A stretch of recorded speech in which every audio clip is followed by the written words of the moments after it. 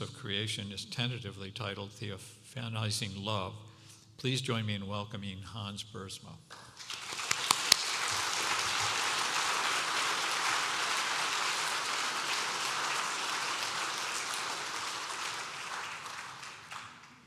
Thank you very much for your kind words, Jim. And thank you very much for the invitation to have me back here with you. It's a joy and honor to be here. Living in Canada does clarify the mind. I think nobody knows that better than Doug Farrow. And I suppose there's a lot of truth to that. Living in Canada, I just probably should open with a comment that our world, and certainly Canada, but indeed our world, needs a miracle. It needs it badly, because liquid modernity, as Zygmunt Bauman famously characterized our cultural moment, is so liquid, so fluid, that we are afraid we may drown in its waves. The solid ground of a world that offered stable identities and boundaries has given way to the fragmentation and fluidity of identities as mere fiction and of moral demands as just role play. Many of us worry that the liquidity of the late modern waters will swallow us up. The one miracle we need more than any other is that of being able to walk on water. Few will dispute that to walk on water involves a miracle. But what is it that makes it a miracle? Our cultural sensibilities offer a ready answer. A miracle is a violation of the laws of nature. On this common view, if we are to walk on water, God is going to have to go against the laws of nature. This widespread view of miracles goes back to 1748, when David Hume offered the following definition of the term miracle in an inquiry concerning human understanding. Quote, "A transgression of a law of nature by a particular volition, will of the deity, or by the interposition of some invisible agent," unquote. Since the world runs according to unchangeable laws of nature, a deity or some other agent is going to have to violate or transgress them if we are to witness a miracle. The problem is that with this widely shared understanding, miracles turn out to be preciously rare, perhaps unthinkable. Hume, as a naturalist philosopher, thought of them as inherently unlikely. When anyone tells me, Hume writes, that he saw a dead man restored to life, I immediately consider within myself, will it be more probable that this person should either deceive or be deceived, or that the fact which he relates should really have happened? I weigh the one miracle against the other, and according to the superiority which I discover, I pronounce my decision and always reject the greater miracle. Hume left little doubt that in his opinion, resurrection would be a greater miracle than deception, and so the resurrection claim would have to be discounted. Hume's laws of nature were independent or autonomous laws, which it was highly unlikely that a deity or some other agent could override. Hume argues from the uniformity of these laws of nature, which he claims we know of from experience. Since experience tells us that the laws of nature are inviolable, miracles cannot happen. The reason we despair at being able to overcome the liquidity of modernity is that we doubt that violations of the law of nature are likely to occur.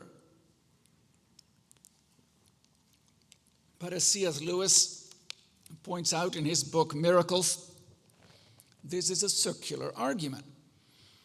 Quote, "We can know all the reports of miracles to be false only if we know already that miracles have never occurred." Or, as Lewis also puts it, the question, do miracles occur, and the question, is the course of nature absolutely uniform, are the same question, asked in two different ways. Lewis rightly challenged Hume's assumption of the uniformity of the laws of nature. By accepting Hume's definition of a miracle as a violation or transgression of a law of nature, we have unwittingly been duped into assuming a strict separation between nature and the supernatural, according to which natural laws follow a strictly this-worldly chain of cause and effect. Such a deistic position renders any interruption of this realm of pure nature highly implausible. In this talk, I want to propose an alternative definition of miracles. Miracles, I will suggest, are perhaps best defined as marvelous displays of God's love that restore or renew created things by putting them back on track toward the final end or aim of their intelligible principles, their logoi. Let me repeat that, it's a mouthful. Miracles are marvelous displays of God's love that restore or renew created things by putting them back on track toward the final end or aim of their intelligible principles, or logoi. Let me offer some background information. Fathers East and West thought of creation as animated by what Plato would have called ideas or forms. They were not just abstractions located in a separate, far-off world. Rather, Christian theologians argued, God implants them within our very own creation. Augustine thought of seminal principles, rationes seminales, as present in creation, guiding the growth and development of created things. Similarly, Maximus the Confessor maintained that the primary logoi, or principles, of the eternal word, the eternal logos, are stamped upon creation, guiding created things toward their divinely intended end. Disease and death, however, prevent these intelligible principles, or logoi, from unfolding into the glorious future that God intends for created things. Creatures are stymied in their growth toward created fullness, in unity with each other and with God. And so the fall requires miracles to get creation back on track. St. Paul famously laments the failure of all creation to achieve its end without miraculous healing. We know, he writes in Romans 8, that the whole creation has been groaning with labor pains together until now. And not only the creation, but we ourselves, who have the first fruits of the Spirit, groan inwardly as we wait for adoption as sons, the redemption of our bodies. This is why in our more despairing moments, we wonder if we will ever witness miracles enough to set the world aright. If the foundations are destroyed, what can the righteous do? Asks the psalmist.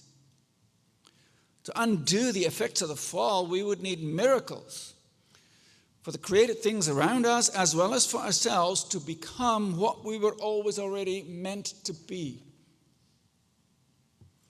Hume's exclusion of miracles and of the supernatural in general marks a radical departure from patristic views of the same.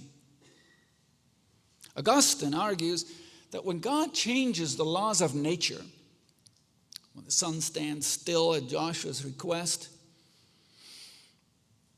or turns back when Hezekiah prays, when waters pile up for Joshua, Elijah, and Elisha to pass through.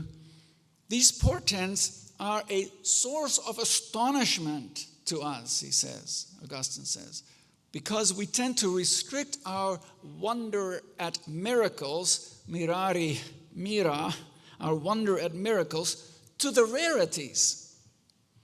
We admire miracles simply because they're rare. In actual fact, such portents are not at all contrary to nature, contra naturam, but only, writes Augustine, contrary to what is known of nature. For the Creator's will is the very nature of every created thing, and miracles are not contrary to the will of God. This is all on the City of God, Book 21. As I mentioned, Augustine thought of the created things that we see around us as the outcome of what he called seminal principles. They were the seeds or various kinds, the genera of creatures that God had put in place in Genesis 1, and that ever since that primal time grew and developed from seeds into actual creatures under God's watchful providential eye, beginning with Genesis chapter 2. When Augustine thought of creation as operating according to nature, he had in mind these seminal principles, these rationes seminales.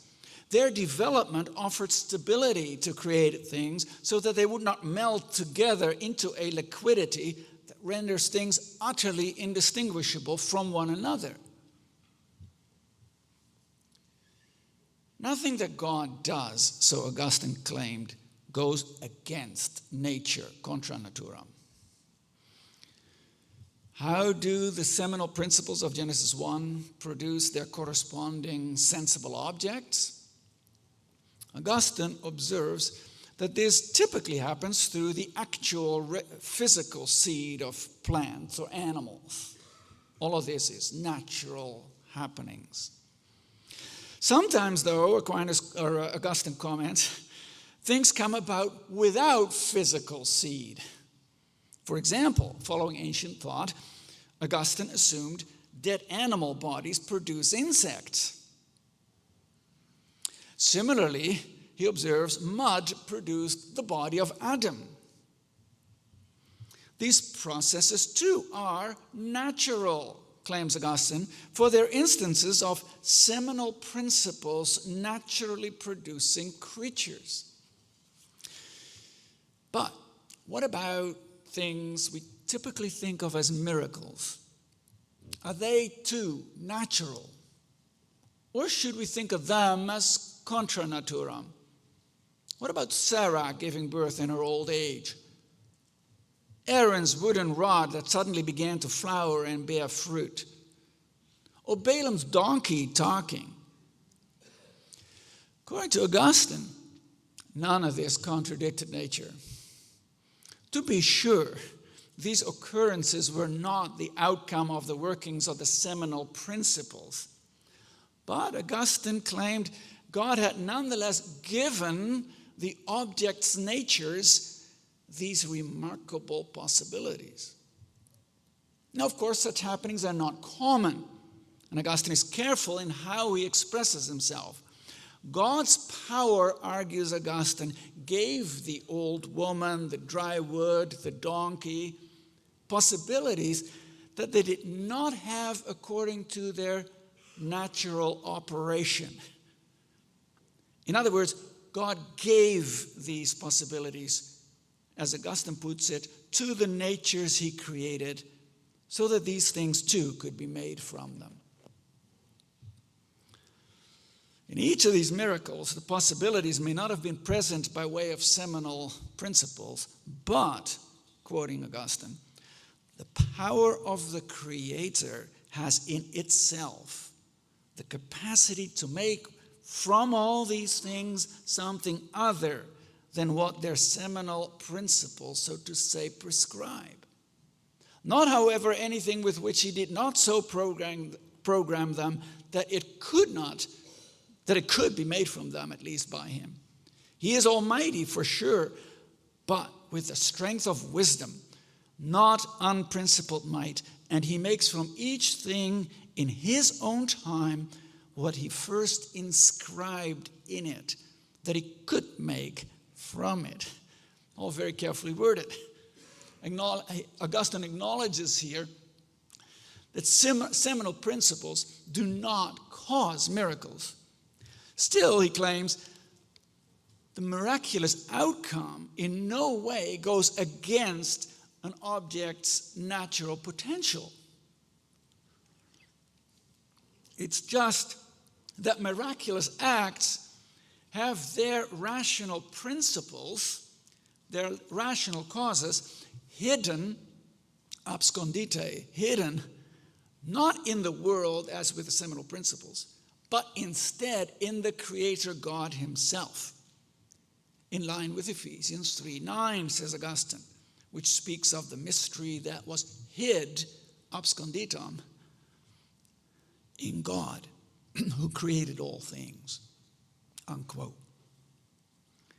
In short, Augustine thought of miracles as in no way contradicting the way God has made the world.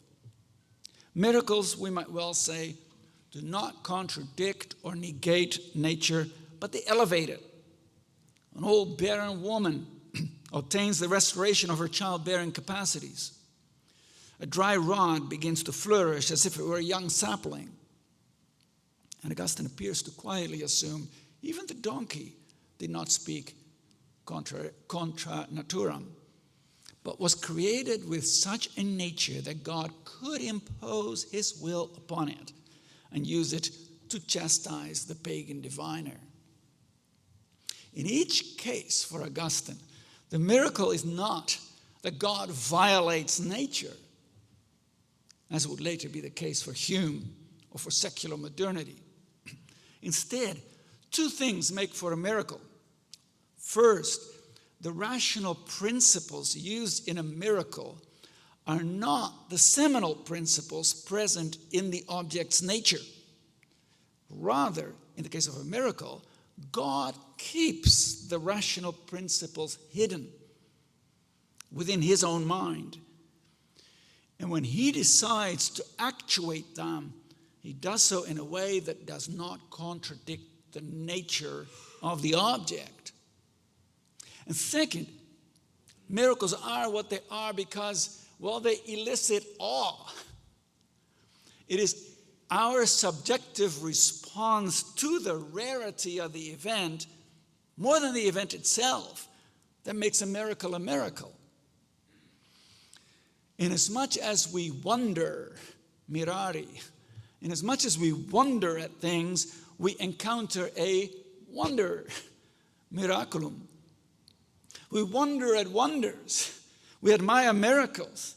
We marvel at marvels simply because they're rare. Whether God keeps the rational principles hidden in himself or hides them in created things makes little difference. It is the striking anomaly or exceptionality of the event that makes us stand in awe and call something a miracle.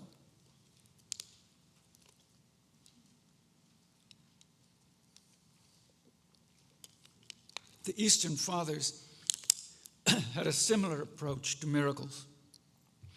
The 6th century Syrian theologian Dionysius, discussing the incarnation in his brief letter to Gaius, to the monk, reflects on the miracles of the virgin birth and of Jesus walking on water.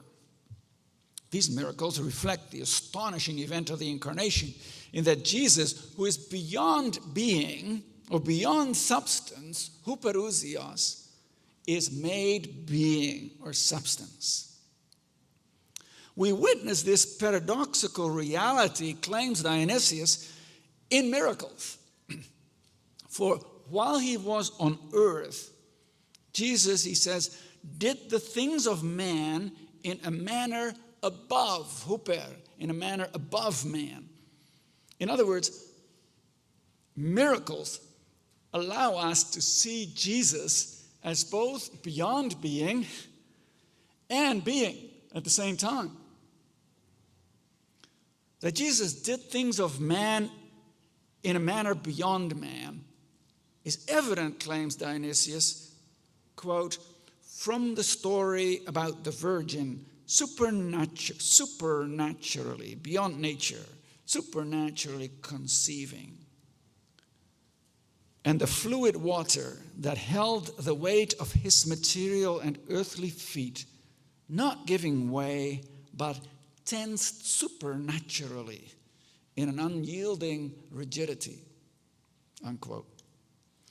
Similarly, in the divine names, when he marvels at the mysterious character of the incarnation, Dionysius admits, we have no way of understanding how in a fashion contrary to nature, paratein phusin, contrary to nature, he was formed from a virgin's blood. We do not understand how with dry feet and with his body's solid weight, he walked on the unstable surface of the water. We must conclude paradoxically that Jesus did the things of God in a human manner while he did things of man in a divine manner. So that Jesus, as Dionysius puts it, brought about a new divine human theandric activity.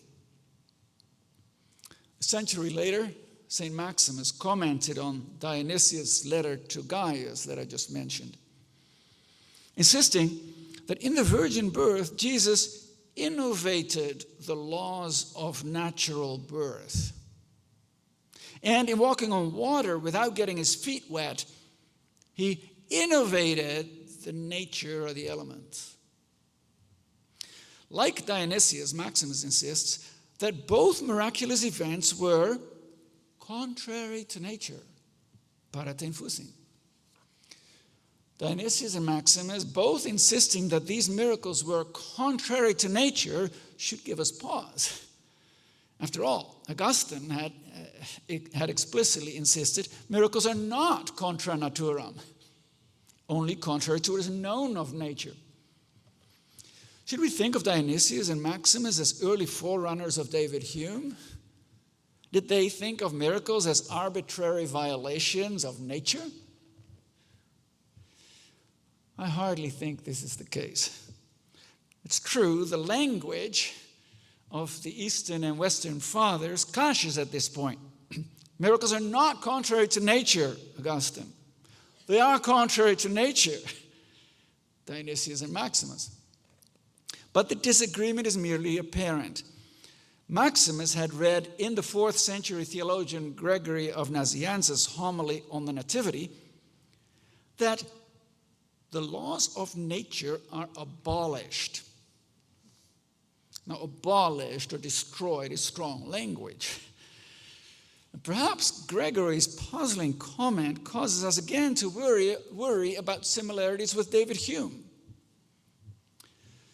But here is how Maximus interprets Gregory's statement.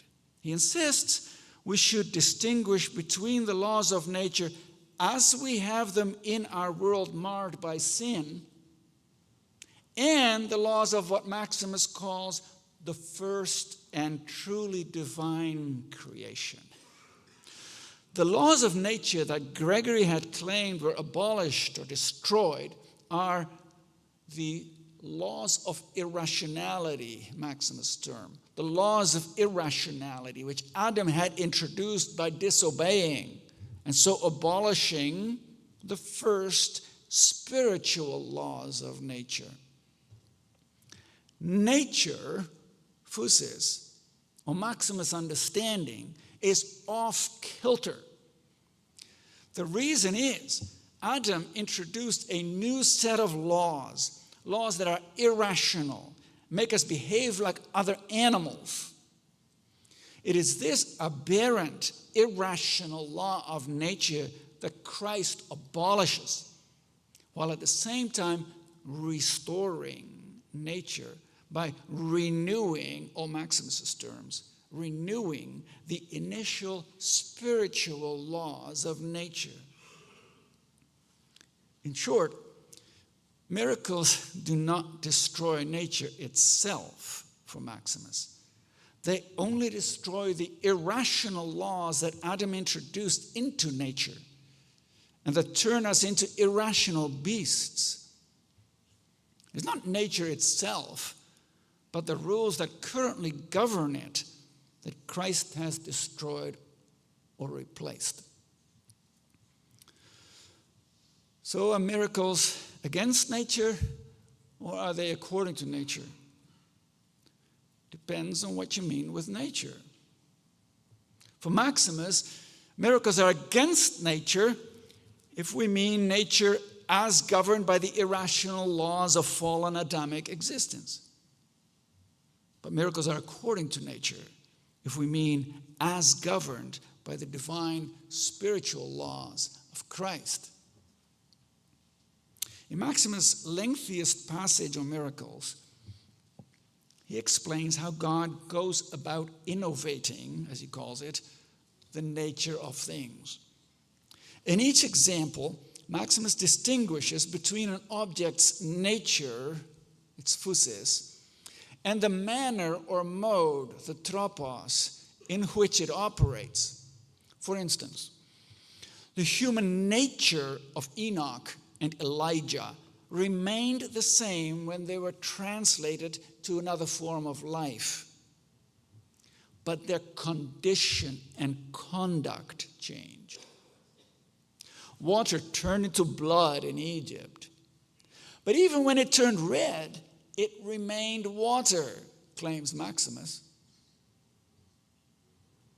Quail came up from the sea without the nature of the former, of the quail, replacing that of the latter, the water.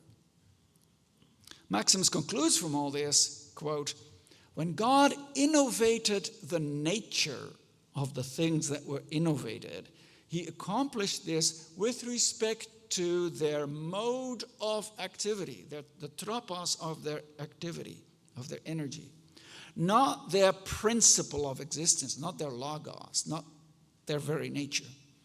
The nature or essence of a thing remains what it is. Even when God miraculously changes it, innovates it, as Maximus puts it, the manner of existing is changed, renewed, healed. God, you might say, is bringing a new world into existence. A world marked by the spiritual laws of paradise restored. Maximus, no more than Augustine, thought of nature as a self-enclosed entity run by its own immutable laws. Maximus, no more than Augustine, thought of miracles as violations or transgressions of nature. For the most part, both Eastern and Western divines thought of miracles as healing, innovating, restoring acts of God, never going against the nature of the things themselves. A subtle difference does, however, emerge between East and West. If we go by Augustine's own rather precise articulation, then miracles are only those acts of God that follow the principles that God has kept hidden within himself, rather than having implanted them in creation to work out naturally. Miracles for Augustine may not be contra naturam, but they also do not flow naturally from the seminal principles. Sarah's giving birth, Aaron's rod blossoming, Balaam's donkey speaking, they're not the result of their natural operation. The reason is the principles, the rationes that cause these things, these principles remain hidden within God rather than being placed inside creation. Aquinas would later closely follow Augustine. Like Augustine, he insists in the Summa Contra Gentiles that God has imposed or implanted a natural order of cause and effect in the world. Aquinas does not use here the language of seminal principles, but Aquinas' inferior or intermediate causes, as he calls them, function in the same way as Augustine's seminal principles. God uses these causes in his providence to exercise his will. He never acts against them, and so God never does anything contra naturam, writes Aquinas, as himself the highest cause. God does, though, at times do things that bypass these intermediate causes. This is not against nature, contra naturam. It is rather beyond or apart from, praeter, apart from nature. Such acts we call miracles. Things that are at times divinely accomplished, Aquinas writes, apart from, praeter, apart from the generally established order in things, are customarily called miracles. For we admire with some astonishment a certain event when we observe the effect, but do not know its cause. Why do we admire miracles? The reason is, for Aquinas, they have no intermediate cause that we can discern within creation. A miracle causes wonder, maintains Aquinas, because it has a completely hidden cause. The cause of a miracle is God alone. We saw the language of hidden principles already in connection with Augustine, of course. Aquinas has read Augustine carefully, mostly just follows him, though Aquinas, in more scholastic fashion, filters his theology of miracles through the distinction between primary and secondary or intermediate causes. Miracles, both for Augustine and for Aquinas, bypass the seminal principles or causes that God has placed within the natural world. This is precisely what makes a miracle a miracle. Maximus does something subtly but significantly different. For Maximus, a miracle does not bypass the nature, the physis of a thing, but rearranges its tropos, its manner of working, so as to make it fit the new paradisal order. That is to say, miracles happen by definition with a view to the eschaton. Water carries Jesus because this is what water was always already meant to do. Maximus, in short, was convinced that when God does miracles, he keeps in mind a thing's ultimate purpose or telos. We may put it this way.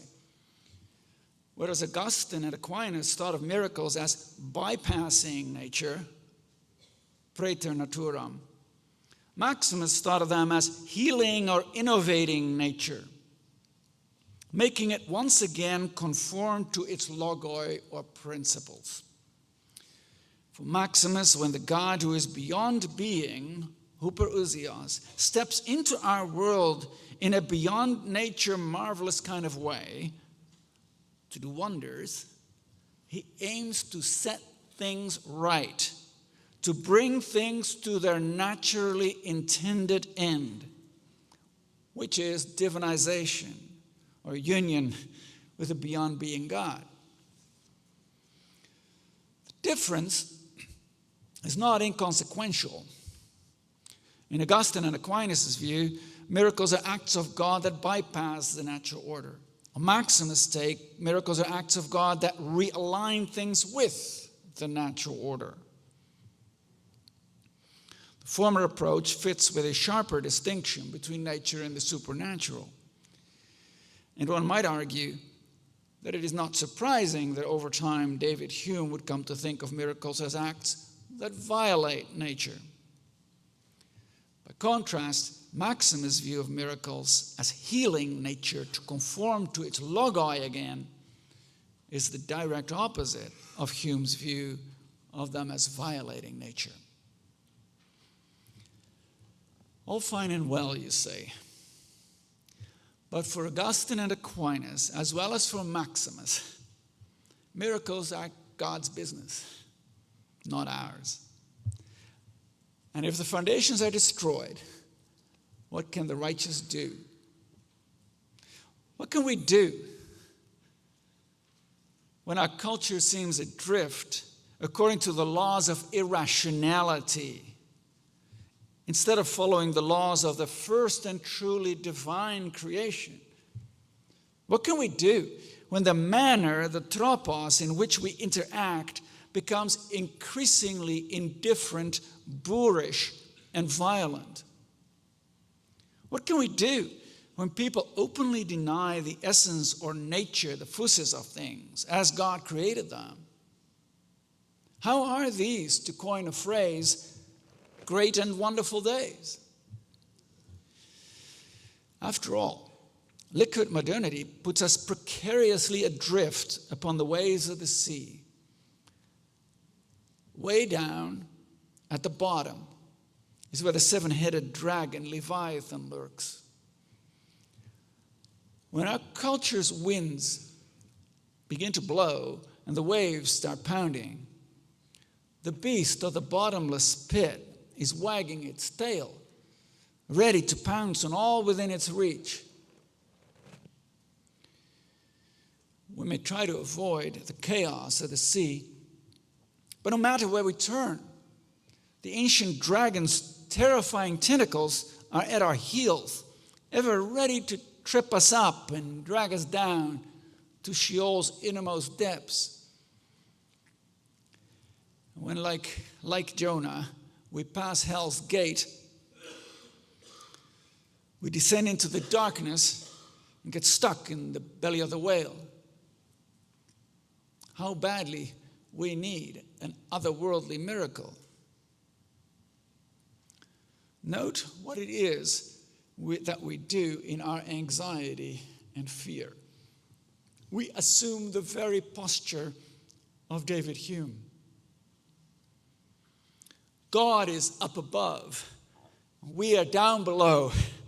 Miracles may or may not happen, the latter more likely than the former, and we are condemned to the cultural developments that inexorably drag us down into the sea according to the laws of irrationality. The patristic witness reminds us to stop thinking of ourselves and of our world as constrained by these laws of irrationality. The church fathers tell us that these are great and wonderful days, for full of wonder, these wonderful days, these are the days in which the beyond being God has taken on creaturely being. St. Mark reminds us, therefore, of the incarnation. Look up, he tells us in the 6th chapter of his gospel. Look up toward the mountain. There, in the darkness, Jesus is kneeling, praying, all alone. The 5,000 men filled with loaves and fishes have disappeared. The disciples too have left, for Jesus told them to get into the boat. The Lord is in his holy temple on the mountain. All the earth keeps silence before him. Note the contrast. The disciples down below fighting wind and waves, dreading jaws of hell, demonic powers dragging them down. Jesus, our God, high in his holy dwelling, atop the mountain, serene and peaceful in his Father's house. Does he not know? Does he not care? Why did he make us get into this boat? Why has he left us rowing all alone? It's nearly morning. We've been fighting all night long. Does he not realize that we have reached the end of our rope? The disciples' questions are yours and mine. But the very last words of Mark's passage tell us plainly, their hearts were hardened. Hard hearts prevent us from recognizing that these are great and wonderful days. The Creator God is coming down the mountain. And St. Mark tells us he sees that we are making headway painfully, tortuously, it literally says. God sees us, he comes to us, and he's walking on the sea. This is Psalm 77. Your way was through the sea, your path through the great waters, yet your footprints, were unseen. The disciples are scared out of their wits. Demonic waves and wind are all around. Who is this shadowy figure walking on the waves? Jesus means to pass them by. Recall when Moses was in the cleft of the rock? As the Lord came down in the cloud, the Lord passed him by and proclaimed his name. Remember Job? Behold, he passes me by, and I see him not. He moves on, but I do not perceive him. When God passes by, it means he has come down from his heavenly mountain temple, like he came to Moses, like he came to Job. But like Job, we see him not. He moves on, but I do not perceive him. Like the disciples, our hearts are hard. We cannot see. We are beside ourselves instead with fear. It is a ghost, we cry. Well, no, it is not a ghost. It is God himself. He has descended from on high. Take heart, he says. It is I, ego e me. Do not be afraid. Here's the greatest miracle of all. We too will walk on water. Jesus was not alone in doing so. Peter too gave it a try. Following Jesus' command to come, he walked on the water and came to Jesus. God innovates the nature of the water so that its mode of operation, its tropos, is that of the new creation. Peter steps out upon the eschatologically innovated waves, but before he can say with Fulton Sheen, these are great and wonderful days in which to be alive, he lapses into fear, begins to sink. Creation waits, along with Peter, and with eager longing for the revealing of the sons of God. God uses miracles to renew and finish up creation, marvelously taking creaturely beings back into the beyond being presence of God. We commonly treat miracles the same way David Hume did, as violations of the laws of nature. And we think of these laws as absolute, inviolable, really.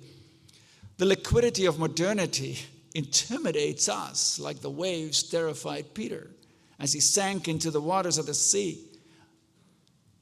"O you of little faith," Jesus berates us. "Why did you doubt?"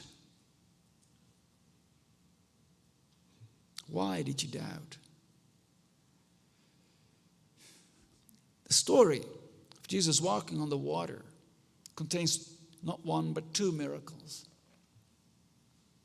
In both, we recognize the definition of miracles I gave at the beginning as marvelous displays of God's love that restore or renew created things by putting them back on track toward the final end or aim of their intelligible principles or logoi. One miracle has to do with the element of water.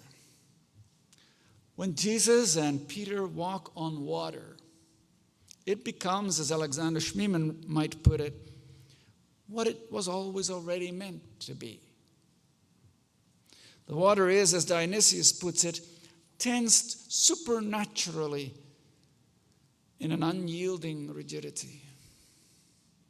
It is water still, but water that is back on track toward the final end, its glorious eschatological manner of existence.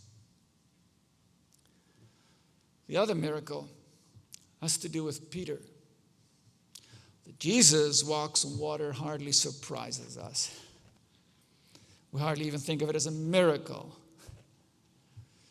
With Dionysius, we expect him to do human things in a divine manner. What we truly marvel at is Peter doing human things in a divine manner. Peter being divinized in Jesus' presence. This is something truly great and wonderful. For it tells of a wonder that makes Peter obey the laws of the first and truly divine creation. Walking as a divinized man upon the surface of the water, Peter is back on track toward the aim of his own seminal principle, his own primary logos. The world of liquid modernity is in desperate need of miracles,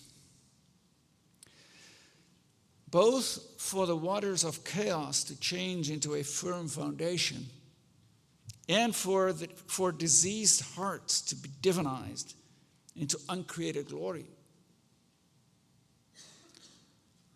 Learn to look up, my friends. For Jesus is coming down the mountain. And already he is walking on the water. He invites you and me to do the same. And once we do human things in a divine manner, that is to say, once we walk on water, our divinization will be the marvelous display of God's love that has miraculously brought about a new creation.